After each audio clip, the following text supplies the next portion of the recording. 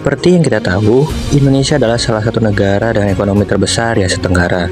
Tapi Indonesia juga menghadapi berbagai tantangan di bidang ekonomi, salah satunya dalam hal perdagangan dengan negara lain. Kondisi global seperti krisis ekonomi dunia, perang antar negara, sampai dampak pandemi membuat perdagangan antar negara jadi tidak stabil. Karena itu, penting untuk kita pahami bagaimana situasi ini memengaruhi perdagangan Indonesia dengan negara lain, dan apa yang dilakukan pemerintah untuk menghadapinya.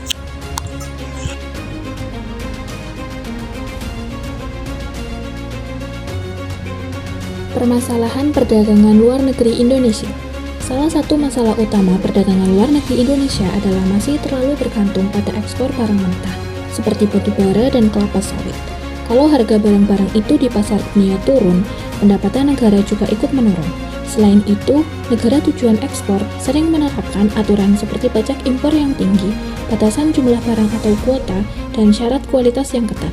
Banyak pelaku usaha kecil juga masih kesulitan untuk menjual produk mereka ke luar negeri karena kurang informasi dan terbatasnya fasilitas.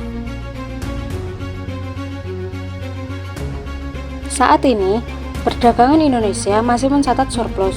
Artinya, nilai barang yang kita jual ke luar negeri lebih besar daripada yang kita beli dari luar. Keuntungan terbesar datang dari sektor selain minyak dan gas bumi, misalnya dari pertanian atau produk olahan.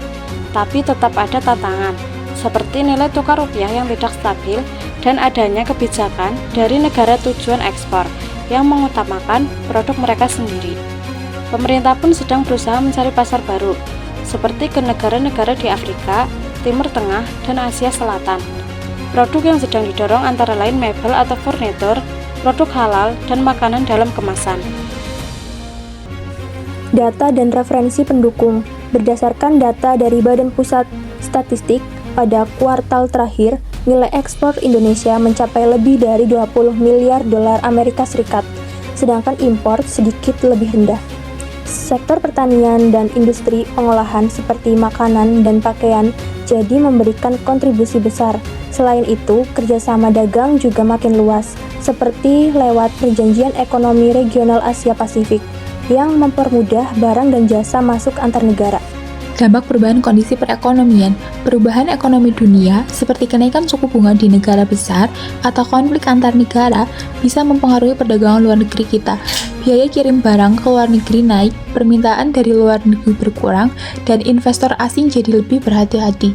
Dampaknya, pendapatan negara bisa berkurang dan ekonomi jadi melambat. Pelaku usaha kecil juga makin sulit karena harga bahan baku naik dan daya beli menurun.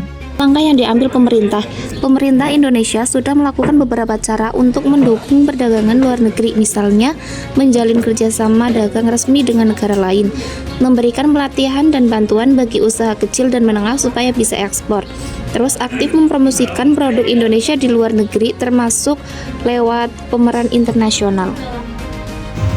Sampai sekarang, kebijakan pemerintah sudah cukup membantu ekspor tetap berjalan. Tapi belum semua pelaku usaha bisa merasakan manfaatnya. Kebanyakan yang diuntungkan masih perusahaan besar.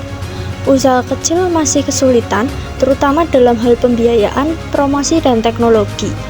Jadi, penting untuk terus mengevaluasi kebijakan agar lebih merata dan sesuai dengan kebutuhan semua pelaku ekonomi. Solusi dan saran biar perdagangan luar negeri bisa lebih kuat dan merata. Kami punya beberapa saran. Di antaranya yang pertama adalah pemerintah lebih memprioritaskan bantuan untuk usaha kecil dan menengah atau UMKM. Yang kedua ada meningkatkan kualitas sumber daya manusia atau SDM dan produk. Yang ketiga ada gunakan platform digital seperti marketplace dan ekspor. Yang terakhir ada perkuat kerjasama antar pemerintah, swasta, dan lembaga pendidikan.